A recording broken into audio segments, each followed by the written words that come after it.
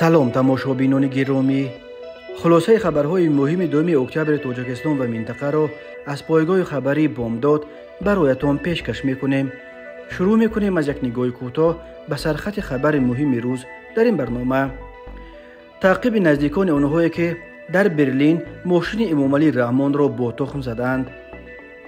به جای جامعه دامادی کفن پیچ به وطن برگشت. مرگ 2 جوان تاجیک در روسیه. بازداشت 2 تاجیک که یک تاجیک دیگر را در روسیه با کرد و گنتیل زده کشتند و با پولهایش به تاجیکستان گریختند. تاجیکستان اعلامیه قزان را امضا نکرد. شناسنامه های طالبان را در مسکو دزدیدند. آغاز دعوت تیرمایی یکم ولایت مختار کوهستان بدخشان 7 ناحیه و 2 جماعت الکی در روز اول از اجرای نقشه خبر دادند و اکنون تفصیلات خبرها.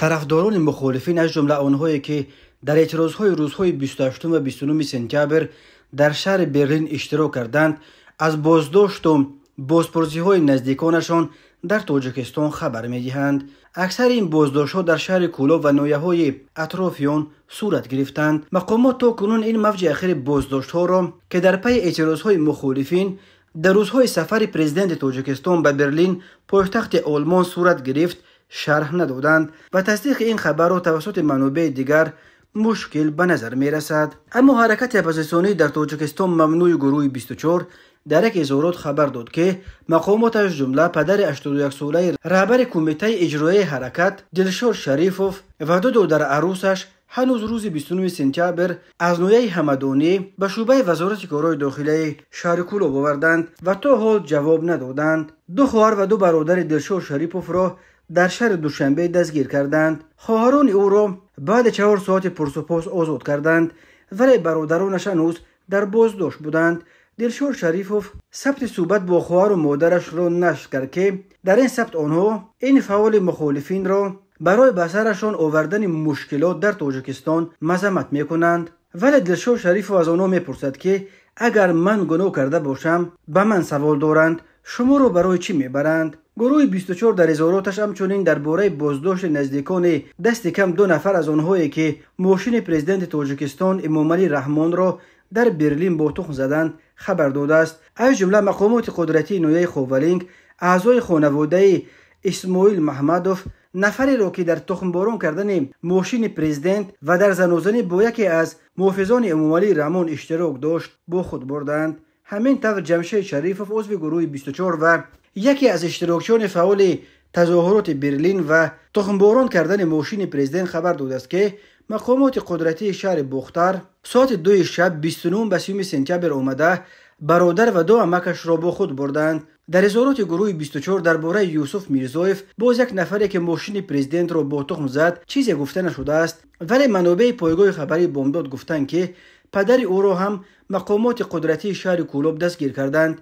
یوسف میرزایف از منطقه دهنه کولوب است و در ثبت لحظه تخمباران ماشین پرزیدنت در برلین در تن لباس سفید داشت. نفری که لباس تیره رنگ داشت اسماعیل محمدوف بوده است. همچنین به گفته همصحبتان بامداد پدر و دادر و باجه محمد جان عبداللهیف و دادر ظفر غایبوف یک کارمند سابق میلیسا را در کولوب دستگیر کردند. بنا به اطلاع منابع بامداد مقامات همین طور 7 عضو خانواده محمد رجب سید علیف سابق نماینده گروه 24 در آلمان را دستگیر کردند. در اصفهان برای پرسجو به خانه خورسند نجم‌الدینوف رفتند. این در حالی است که به گفته منابع بامداد سید علیف و نجم‌الدینوف در اعتراضهای برلین اشتراک نداشتند. رفشن یوسفوف یک پناهجوی تاجیک در آلمان به پایگاه خبری بامداد گفت که او در روزهای تظاهرات در شهر بریلون که از برلین 400 کیلومتر دور است در جای کار بود، ولی با این وجود مقامات قدرتی ناحیه اسماعیل سامونی پدر 64 سالش عمر یوسفوف را که در محله خوجنبیای پایان به سر میبرد اول روز 14 سپتامبر بازپرسی کرده روز 30 سپتامبر دستگیر کردند و اینک 2 روز باز از وی درک ندارند. همین طور فرهاد اودینایف یک فعال مخالفین تاجیک خبر داده است که مقامات امنیتی ایثار برادرزاده‌اش را با خود بردند. شراف‌الدین گدایف رهبر جنبش اپوزیسیونی اصلاحات و رشد تاجیکستان نیز به این رسانه گفته است که مقامات ناحیه فرخور مادر 72 ساله او اویشما عبداللهیو را با خود بردند. شورجب شایمی یک پناهجوی تاجیک در آلمان نیز در صفحه‌اش در فیسبوک خبر داد که روز 3 سپتامبر مقامات امنیتی پنجکند پدر و مادر و اپای او را با خود بردند و از تلفن‌های آنها زنگ زده به شایمی تهدید کردند. گروه 24 روز 1 اکتبر خبر داد که مقامات برادر کلانی جانشین رهبر گروه 24 حسین اشورف رحمت الله اشورف را بازداشت کردند. نماینده گروه 24 در اتحاد اروپا محمد صابر عبدالقهار نیز از بازداشت پدر پیرانسالش در ناحیه رشت خبر داد. اینچنین مقامات امنیتی ناحیه رشت پدر 64 ساله سخنگوی گروه 24 عبیدالله سعید را از جماعت نصرت الله مخصوم دهه شل با خود بردند. نماینده دیگر گروه 24 ابوذر خواجه‌زاده خبر داد است که مقامات پدر و مادر و برادر و دادرش را با خود بردند. عضو دیگر گروه 24 اسماعیل اسمانوف که در تظاهرات برلین شرکت کرده بود از بازداشت برادرش اصلدین اسمانوف و تقویش عمر یوسفوف از جانب مقامات امنیتی خبر داده است. از این قبل مسئول بخش اطلاعات و تبلیغات حرکت اپوزیسیونی در تاجیکستان ممنوع گروه 24 و مجری برنامه صدای مردم بهروز تقوی‌زاده روز 3 سپتامبر سال 2023 به پایگاه خبری بامداد خبر داد که مقامات امنیتی تاجیکستان شب 29 سپتامبر ساعت 22:00 دقیقه پدر 60 سالش خالقوف تقای مراد را که معلم مکتب است از خانه‌اش در دهه شیخان جماعت راحتی نوعه رودکی گرفته بردند و تا حال درکی از پدرش ندارند. لحظه که این گزارش برای چاپ آماده میشد پیمان ملی تاجیکستان یک حرکت اپوزیسیونی در تاجیکستان فعلا ممنوع در اظهارات بازداشت نزدیکان طرفداران مخالفین از جانب مقامات این کشور را همچون عمل غیر قانونی و جنایت شدیداً محکوم کرد. پیمان ملی از مقامات تاجیکستان رهایی بلافاصله همه دستگیر شده ها را طلب کرد و از همه سازمان های بین المللی اوید به حقوق انسان و کورپوس های دیپلماتی مقیم تاجیکستان دعوت کرد تا هرچی زودتر وارد قضیه شده حکومت تاجیکستان را بر رعایت عهده‌داری هایش در مسئله آزادی و حقوق انسان وادار سازند.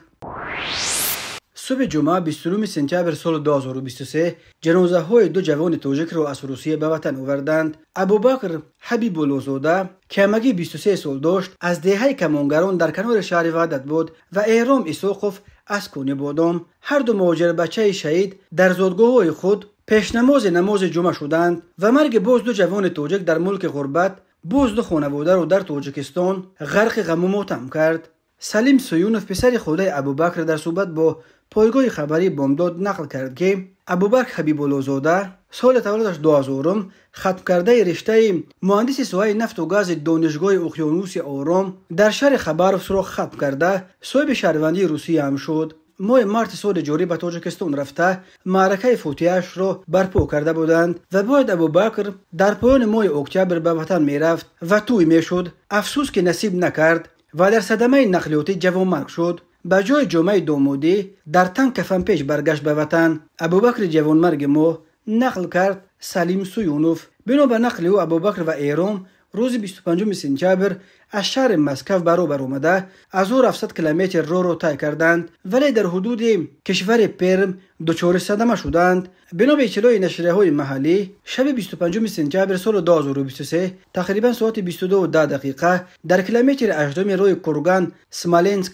گورنوزاودسک ماشین سبکروی تمغه کیا ریو با رقم‌های مسکو تحت اداره یک راننده جوان سال تولدش 2000 اول به کنار راست راه توپ خورده سپس به طرف مقابل راه برآمده است و به ماشین بارکش تمغه والوو برخورده است. در نتیجه برخورد راننده و مسافر کیا ریو در جای حادثه جان باختند. این دو قربانی این صدمه شبانه همین دو جوان تاجیک ابوبکر حبیب الله زاده و ایرام اسحاقوف بودند. سلیم سویونوف از نام خویشاوندان و یار و دوستان ابوبکر و ایرام به سیفالدین اودینایف رئیس جمعیت تاجیکان کشور پرم، الهامالدین سیاروف رهبر جمعیت تاجیکان شهر پرم و حاجی زینالدین یک عضو فعال جمعیت تاجیکان پرم برای کمک‌های بی‌غرضانه‌شان برای تهیه حجت‌های لازم و فرستادن جنازه‌های این دو مهاجر جوانمرگ اظهار سپاس کرد. هر سال بیش از 1 میلیون نفر یا تقریباً نصف اهالی قابل کار تاجیکستان برای پیدا کردن روزی خانواده‌های خود به خارج و اساساً به روسیه به مهاجرت کاری می‌روند. هر سال در روسیه به دلیل‌های مختلف تا 1000 نفر از مهاجران تاجیک می‌میرند. فلاکت‌ها در جای کار و جای زیست و بیماری‌ها و صدمه‌های نقلیاتی از علتهای عمده مرگ مهاجران توجیک در روسیه نام برده می شود. وزارت کارهای داخلی تاجیکستان از بازداشت 2 نفر از جمله یک نابالغ با اتهام کشتار یک مهاجر توجیک در روسیه و به یغما بردن پول و مال او خبر داد. بنا به اطلاع رسمی، ضمن برگزار نمودن چاره‌بینی‌های فوری و جستجویی از جانب کارمندان میلیسیا، یک نابالغ 16 ساله و یک مرد 29 ساله ساکنان ناحیه رشت و شهر دوشنبه با گمان صادر نمودن جنایت آدمکشی دستگیر کرده شدند. خود دستگیر شدگان و نزدیکان آنها برای شرح قضیه دسترس نیستند، ولی بنا به فرضیه تفتیشات گمان بر شوندگان 29 آگوست سال 2023 هنگام در مهاجرت مهنتی در شهر میتیش ولایت مسکو فدراسیای روسیه قرار داشتنشان کشتار مرد 27 ساله ساکن ناحیه دوستی را تحریزی کرده او را با استفاده از گنتل و کارت به هلاکت رسانیده مبلغ خودش را گرفته به جمهوری تاجیکستان فرار نمودند. تفصیلات دیگر قضیه آورده نشده است. نام دستگیر شدگان و مهاجر تاجیک که قربانی آنها شد نشر نشده است. وزارت کارهای داخلی تنها گفت که نسبت به گمان بر شوندگان بر اساس قسم 2 ماده 104 کدش جنایتی جمهوری تاجیکستان پرونده جنایتی آغاز کرده شده تفتیشات ادامه دارد. بر اساس قسم 2 ماده 104 به گمانبر کلانسال همچون جزا برای آدمکشی از 15 تا 25 سال زندان یا حبس عمرباد تهدید میکند، ولی به گمانبران نابالغ مگی 10 سال زندان تهدید میکند، چون که طبق قانونگذاری تاجیکستان جزای حد اکثر برای جنایتکاران نابالغ تا 10 سال را تشکیل میدهد. هر سال بیش از 1 میلیون نفر یا تقریبا نصف اهالی قابل کار تاجیکستان برای پیدا کردن روزی خانواده‌های خود به خارج و خصوصا به روسیه به مهاجرت کاری میروند. هر سال در روسیه به دلایل مختلف تا 1000 نفر از مهاجران توجیک میمیرند. فلاکت‌ها در جای کار و جای زیست و بیماری‌ها و صدمه‌های نقلیاتی از علت‌های عمده مرگ مهاجران توجیک در روسیه نام برده می شود، ولی موردهای با مرگ مجبوری و از جمله با دست هموطنان خودشان کشته شدن مهاجران توجیک در روسیه نیز کم نیست. در پنجمین نشست فرمت مسکو که صحنه 29 سپتامبر سال 2023 در شهر قزان پایتخت جمهوری تاتارستان روسیه دایر شد، به ضرورت تشکیل حکومت فراگیر ملی، تامین حقوق زنان و مبارزه با تهدیدهای گروه‌های تروریستی در افغانستان زیر سلطه گروه طالبان تاکید شده است. در این همایش بخشیده به مسائل افغانستان بجز از نمایندگان رسمی روسیه، خطای، هندوستان، ایران، پاکستان، قزاقستان، ازبکستان، تاجیکستان، قرقیزستان و ترکمنستان، همچنین وزیر کارهای خارجه طالبان امیرخان متقی نیز اشتراک نمود. بنا به نوشته رسانه‌های روسیه، امیرخان متقی به این نشست به عنوان میهمان دعوت شده است. به این نشست نمایندگان عربستان سعودی، امارات متحده عرب، قطر و ترکیه به حیث ناظر دعوت شدند، ولی نماینده امریکا اشتراک نداشت. امیرخان متقی ضمن سخنرانی خود تاکید نمود که کشورهای منطقه در تمایل با امارت اسلامی افغانستان پیشگام هستند و در 2 سال گذشته شاهد تعاملات سیاسی و دیپلماتی زیاد شدند. او همکاری‌ها با کشورهای منطقه را فصل نو در روابط دیپلماتی افغانستان توصیف نمود. متقی همچنین دلیل گفته‌های خود با اشاره به تعیین سفیر خطای در کابل افزود که چین با تشریفات امارات اسلامی به افغانستان سفیر معرفی کرد. ما توقع داریم که این اقدام چین برای کشورهای دیگر درس شود. با اینکه نمایندگان کشورهای در نشست حضور داشته از افزایش نفوذ گروه‌های تروریستی مربوط به القاعده و داعش ابراز نگرانی نمودند، متقی با یک قطعیت تام گفت که طالبان در 2 سال گذشته توانستند مفخرگاه‌های داعش را در تمام افغانستان نابود کنند. این هم در حالی است که نماینده وزارت کارهای خارجه روسیه تاکید نمود که طالبان نتوانستند به وعده‌های خود در مبارزه بر ضد گروه‌های تروریستی در خاک افغانستان حضور داشته عمل کنند. با اینکه نمایندگان کشورهای حضور داشته در نشست بر سر حکومت همشمول با اشتراک همه نمایندگان قومی افغانستان و گروه‌های سیاسی این کشور تاکید نمودند، وزیر کارهای خارجه طالبان گفت که نسخه خارجی حکومت همشمول بحران افغانستان را در چندین دهه گذشته حل کرده نتوانسته است. همزمان سرپرستی وزارت کارهای خارجه طالبان ادعا نمود که رژیم طالبان از مشروعیت دینی و ملی برخوردار است. از حضور نمایندگان طالبان در این نشست، شورای مقاومت ملی برای نجات افغانستان ابراز نگرانی نموده نشست قزان را یک جانبه نامید و در بیانیه خواستار اشتراک همه طرفهای قضیه افغانستان در چنین نشست شد. به طور دائمی و همچون عنعنه پس از نشست فورم مسکو اشتراک کنندگان این گروه اعلامیه را به طور دستجمعی قبول میکنند، ولی امسال نمایندگان تاجیکستان چندین بند این بیانیه از طرف دیگر اعضای نشست قبول شده را نپذیرفته از امضا کردن اعلامیه قزان دست کشیده است. بنا به گفته فرستاده مخصوص پرزیدنت روسیه در امور افغانستان زمیر کابولوف، بیانیه تقریبا توسط همه طرفها بجز از تاجیکستان تایید شد. شریکان ما از تاجیکستان به برخی از نکات این بیانیه راضی نیستند. بیانیه این نشست هنوز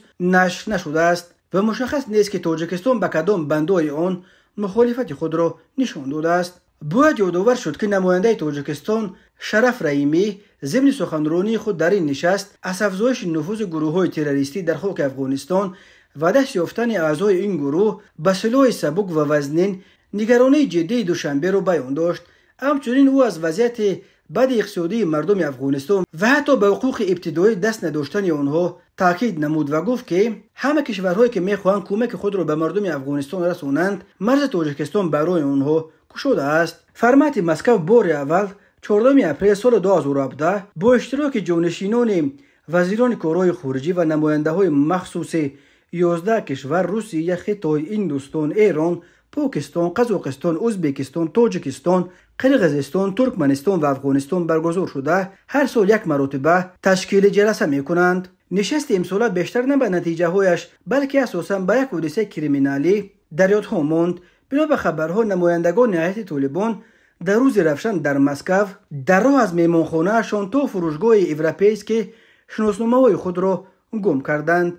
بعضی از کاربران به تمسخر به شرح این خبر نوشتند که گروهی که در روز رفشن حاجت‌های خود را گم می‌کند چگونه می‌تواند یک کشور با 41 میلیون اهالی را رهبری کنند. تا به حال درباره یافت شدن یا نشدن شناسنامه‌های اعضای هیئت طالبان یگان خبر نشر نشده است. مش می نویسد که برای جستجوی دزدان پلیس مسکو دست به کار شده است. تماشابینان عزیز، یادآور می شویم خلاصه مهمترین اخبار تاجیکستان را از پایگاه خبری بامداد تماشا دارید. برنامه را ادامه می دهیم.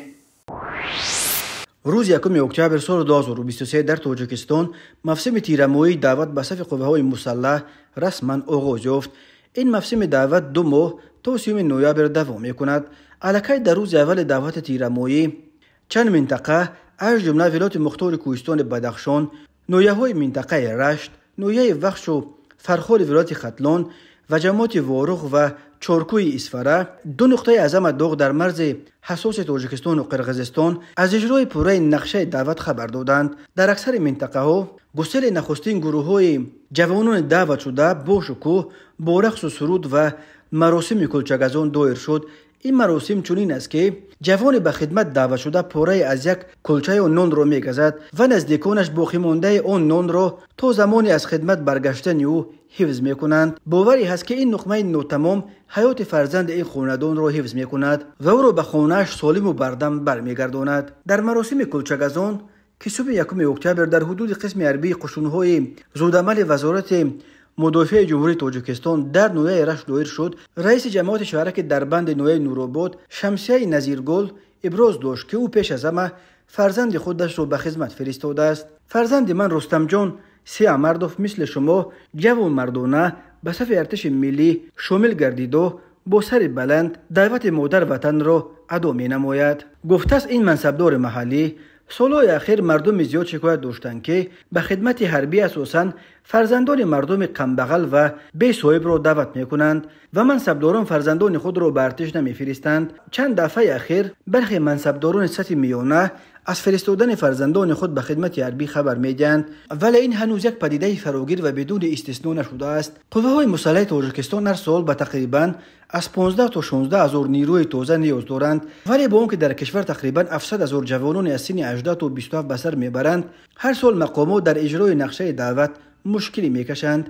به این دلیل هر موسم دعوت به ارتش در تاجیکستان همراه با شکایت‌ها از ابله و یا احاطه‌گیری جریان میگیرد. ابله یک شیوه اصلا غیر قانونی است که کارمندان کمیسریات‌های حربی و مقامات محلی جوانان سال دعوتی را در کوچه بازارها دستگیر کرده به خدمت میفرستند. همین طور مقامات گاه والدان جوانان دعوت شونده را که در مردکاری در روسیه اند گروگان میگیرند وطن و بعد بازگشت فرزندانشان جواب میدهند. در جامعه چنین شیوه های مجبورا به صف ارتش بردن جوانان را محکوم میکنند و میگویند که مقامات حربی باید شرایط را در ارتش خوبتر کنند تا که والدان با دل پر فرزندانشان را به خدمت روان کنند و جوانان نیز از خدمت حربی نگریزند.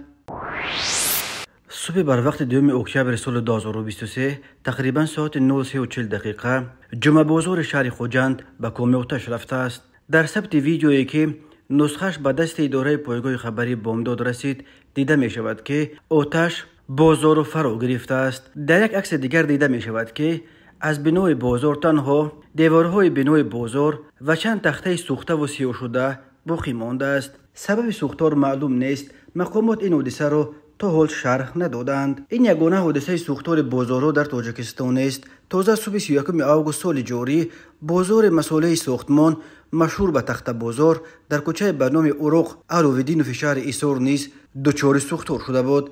بنا به اطلاع وزارت کارهای داخلی تاجیکستان در نیمه اول سال 2023 در جمهوری 581 حادثه سوختار ثبت شده است که این نظر به 476 سوختار نیمه اول سال جاری 160 سوختار بیشتر است. امسال در نتیجه حادثه های ناخوش سوختار در تاجیکستان 18 نفر از جمله 9 نابالغ جان باخته به مالکیت دولت و شخصی شهروندان به مبلغ 9,376,000 سامانی ضرر مادی رسیده است. سال گذشته هرچند تعدادهای حادثه‌های سوختار کمتر بود ولی ضرر رسانیده‌شان خیلی بیشتر 14,484,000 سامانی برآورد شده بود. مرکز مطبوعات کمیته حالتهای فوق‌العاده تاجیکستان خبر داد که نجات بخشان این نهاد روز یکشنبه 1 اکتبر سال 2023 در رفع عاقبت‌های یک صدمه مرگ‌آور در نویای کوشانیان ولایت ختلان اشتراک کردند. روز 1 اکتبر ساعت 12:20 به قسم نوبتداری ریاست حالتهای فوق‌العاده ولایت ختلان درباره یک صدمه مرگ‌آور در حدود دهه قهرمان جماعت زرگر نویای کوشانیان خبر رسیده است. نجات بخشان این اداره به جای حادثه رسیده معاین کردند که یک ماشین سبکرو تمغه اوپل استرا تحت اداره ساکن 27 ساله شهر دوشنبه به سبب ازوده اداره نقلیات نبرآمدن راننده به ماشین بارکش تمغه مرسدس بنز پرینتر برخورده است. در نتیجه راننده اوپل و یک زن مسافر 53 ساله جراحت‌های وزن جسمانی برداشته در جای حادثه به هلاکت رسیدند. نجات بخشان با استفاده از تجهیزات مخصوص جسدهای هلاک شدگان را از داخل ماشین خراب شده بیرون آورده به مقامات حفظ حقوق سپاریدند. به این دلیل کمیته حالتهای فوق‌العاده جمهوری تاجیکستان بار دیگر از رانندگان خواسته است که در راه‌ها از حد اکثر احتیاط کار گرفته تمام قاعده‌های حرکت از جمله سرعت را رعایت کنند. هر سال بر اثر صدمه‌ها در راه‌های تاجیکستان تا 400 نفر به هلاکت رسیده بیش از 1200 تن دیگر معیوب می‌شوند. مرکز مطبوعات کمیته حالتهای فوق‌العاده تاجیکستان خبر داد که در شرق این کشور حمله گرگ به انسان رخ داده است. بنا به اطلاع این نهاد صبح بر وقت 1 اکتبر سال 2023 تقریبا ساعت 0:35 ساکن 48 ساله دهه یخشول جماعت دیوت به نام رستنبک یوسفبک نویای ایشکوشم ولایت مختار کوهستان بدخشان مورد حمله گرگ قرار گرفته است. داد فریاد او را شنیده همسایه‌ها به کمک این مرد رسیدند و گرگ را کشته جبر دیده را نجات دادند. ساکن یخشول را در بیمارستان نویوی بستری کردند. کمیته حالتهای فوق‌العاده گفت در حال حاضر طبیبان وضع سلامتی او را معتدل ارزیابی می‌کنند. در سال جاری این نخستین مورد ثبت شده حمله گرگان به انسان‌ها در تاجیکستان است. حمله گرگان به چاروای خانگی و انسان از قدیم از جمله حادثه‌هایی است که گاه رخ می‌دهند، به خصوص اگر گرگان در کوه‌ها سید پیدا نکنند از کوه‌ها به وادی‌های اهالینشین فرآمده به آدمان و چاروای خانگی حمله می‌کنند. حمله گرگان به چاروا و انسان‌ها به خصوص در فصل سرما زیاد می‌شود چون که دریافت غذا در این فصل سال برای گرگان مشکل می‌شود. در سال‌های آخر در تاجیکستان این گونه حادثه‌ها چندین بار رخ دادند. تماشاچیان عزیز و گرامی، این بود مرور به خلاصه چند خبر مهم امروز تاجیکستان. خبر و گزارش‌های بیشتر از تاجیکستان و درباره تاجیکستان و اطراف آن را در سامانه پایگاه خبری بامداد در این نشانه پیگیری نمایید: www.bomdad.com. خوش باشید.